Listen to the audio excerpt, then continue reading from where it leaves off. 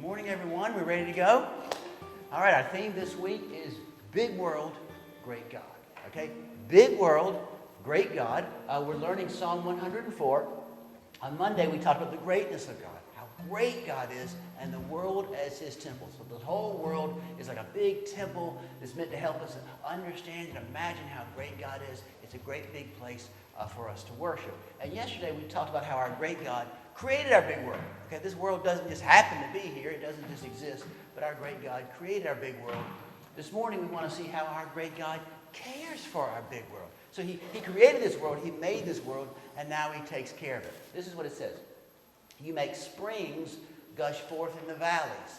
They flow between the hills. So first, God created the world. And now he makes springs of water. Natural springs of water come forth in the valleys so that we have lakes and we have creeks and we have rivers. And it says, they give drink to every beast of the field. Okay? The beasts of the field are wild animals. Wolves and coyotes and lions and all kind of wild animals out there. They don't have a farmer, okay, to go to the well and pump water for them. And they don't have a zookeeper to bring them water. They don't have a pet owner to bring them water. The wild animals don't have somebody to bring them water. But God takes care of it. Right? God cares for his creation. He provides springs of water. It says the wild donkeys quench their thirst. You know what it means to quench your thirst? When you're really hot and you're really thirsty and your throat is dry and you get a real big, nice, cold drink, your favorite drink, and you drink it and you're not thirsty anymore. Okay? The idea is wild donkeys, they were out in the wilderness and you couldn't tame them. And they were braying and making noise and running all over the place. And nobody could control them. Nobody could contain them. And nobody was going out there bringing them water. But God did.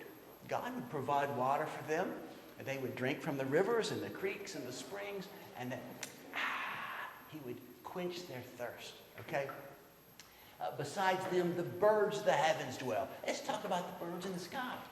Okay? Nobody feeds those birds out there in the woods, in the forest. Nobody brings them bird seed. Right? You might have a bird feeder at home, which is nice.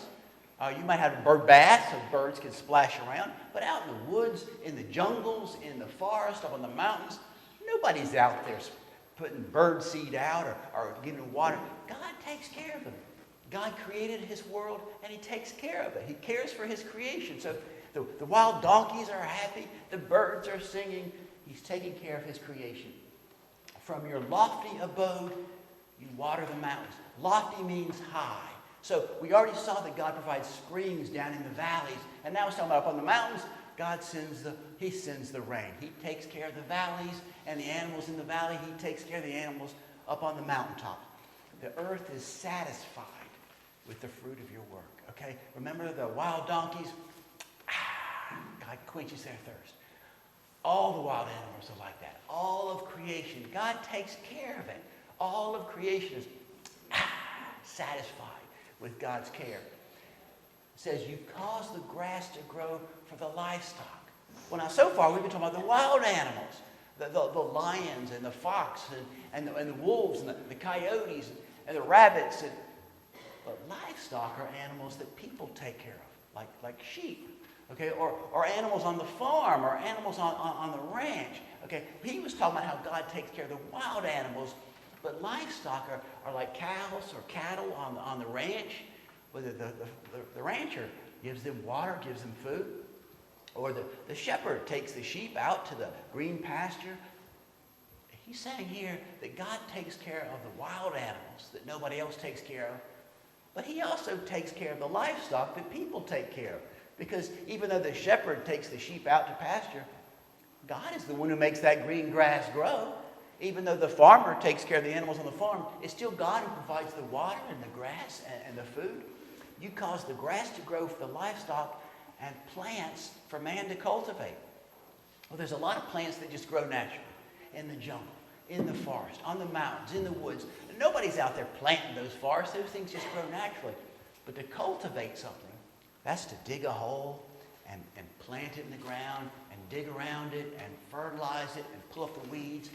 So now he's talking about like on the farm, where farmers plant crops, or in your garden. And what he's saying is, even when you're working hard and you're cultivating, it's still God that makes it grow. So what he's saying is, God takes care of the wild places and the wild animals and the jungles and the mountains and the forests and the trees, but he also takes care of the farms and the countryside and the gardens and the cities and the towns and the villages. Okay?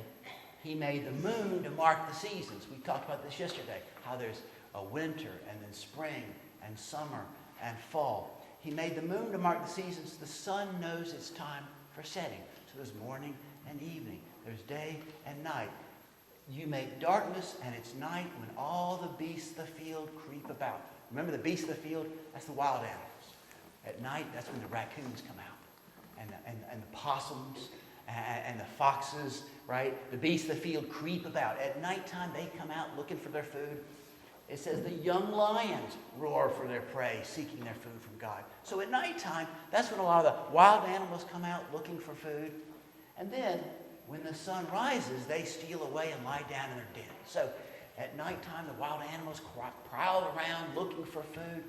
And then, when the sun comes up, most of the wild animals go and they go to sleep in their dens. And you and I get up. And mom and dad, and maybe they go to work, or you go to school, or you play. Man goes out to his work and to his labor until the evening. So the idea is God has made a time and a place for everything. There's a place for the wild animals, and there's a place for us. There's a time for the wild animals to go out and find their food, and then there's time during the day for us to work and to play. God has made this whole big world, and he cares for it, and he's made a time and a place for everything. Our great God cares for our big world. Okay, we're memorizing parts of Psalm 104, and we've already learned the first verse. Bless the Lord, O my soul. O Lord my God, you're very great. Yesterday, we worked on this verse, and this is a tough one. May the glory of the Lord endure forever. May the Lord rejoice in his works. You think we can say that one? Let's say that one together. Ready? May the glory of the Lord endure forever. May the Lord rejoice in his works. All right, let's I didn't hear this side. You ready? Can we just this side, okay? Then we'll give you guys a chance. Ready? May the glory of the Lord endure forever. May the Lord rejoice in his works. All right, now just this side over here. You guys ready? May the glory of the Lord endure forever. May the Lord rejoice in his works. All right, well, we're going to learn a new one today. And this is one of my favorites, okay? I think it's a little easier. I will sing to the Lord as long as I live. I'll sing praise to my God while I have being. Okay, in other words, as long as I'm alive, I'm going to sing praise to God. That's really what this week is all about. That God is so great, I got to do something. I got to respond. I got to sing. I got to stand up. I got to talk about it. I'll sing to the Lord as long as I live. I'll sing praise to my God while I have being. Let's all say that together. Ready? I will sing to the Lord as long as I live. I will sing praise to my God while I have being. Very good. That's very good. All right. Speaking of singing, we're working on our hymn, Praise to the Lord the Almighty, and we're going to learn the third verse today. And it goes like this. Praise to the Lord who doth prosper thy work and defend thee. That means God makes us successful. God helps us do our art projects. God helps us be good at sports. God helps us run around and be healthy. He helps us at school. He prospers us. That means he helps us be successful in what we do. And he defends us. He protects us. He takes care of us. Praise the Lord who doth prosper thy work and defend thee. Surely his goodness and mercy here daily attended. He's saying, surely. God's mercy and goodness is always right here with you. Okay? When someone takes attendance, they're saying, who's here? Okay? Are you present? Okay? Well, he's saying, surely God's goodness and mercy is always present. It's always right here with you. God's goodness and mercy is always right here with you. Ponder anew. Ponder means to think. Okay, and really that's what this week's all about. Stop and think what the Almighty will do. Stop and think. Remind yourself how great God is. He clothes himself in splendor and majesty, right? He clothes himself with light as with a garment. So stop and think about who God is. Ponder anew what the Almighty will do if with his love he befriend thee. In other words, just think. Just think what God will do for you if he becomes your friend. If he befriends you, just think how great that would be. Just stop and think. Ponder anew what the Almighty will do if with his love he befriend thee. All right, that's the third verse. Let's stand up and we'll sing just the third verse together.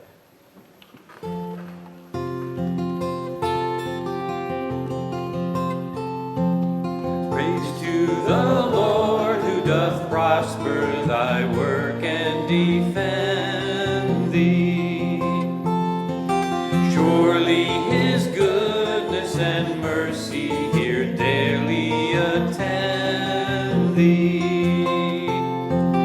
Ponder anew what the Almighty will do if with his love he befriend thee. All right, you can sit down. I think we've got time. I think we've got time to sing through all three verses. All right, we can do that, right? Isaac, welcome. Let someone make room for Isaac. Isaac, come back here. All right, and we're going to start with the first verse. We'll sing 1, 2, and 3. Praise the Lord. All right? Now let's use our best voices. So we're not trying to scream. We're not trying to whisper. We're trying to use our best voices. Okay? Let's sing together.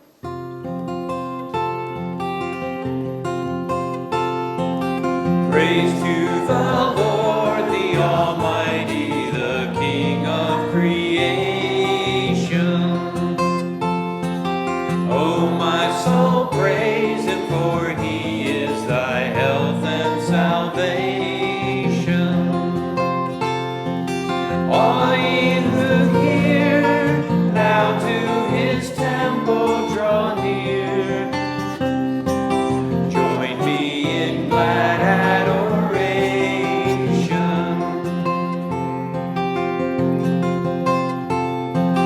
Praise to the Lord, who o'er all things so wondrously reigneth. Shelters thee under his wings, yea, so gently sustaineth.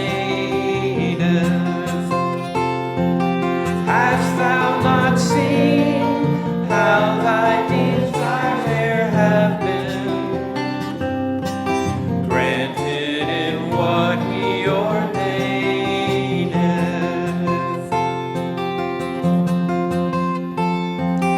Praise to the Lord who doth prosper thy work and defend thee.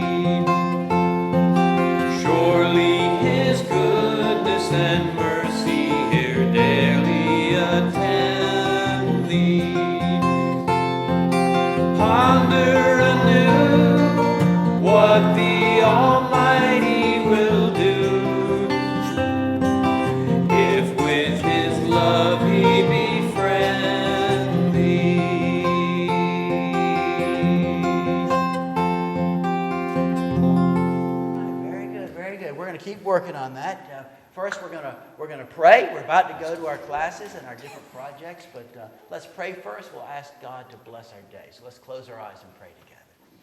Father in heaven, thank you that you're so good and you love us so much. We pray especially this morning for the kids who might be here by themselves, for kids who might be here for the first time, for kids that might be lonely or sad, and we pray that we would be kind to them and be friendly to each other and help us to help each other have a good day today. Lord, we pray and we thank you in Jesus' name. Amen. All right, I need the green group to stand up.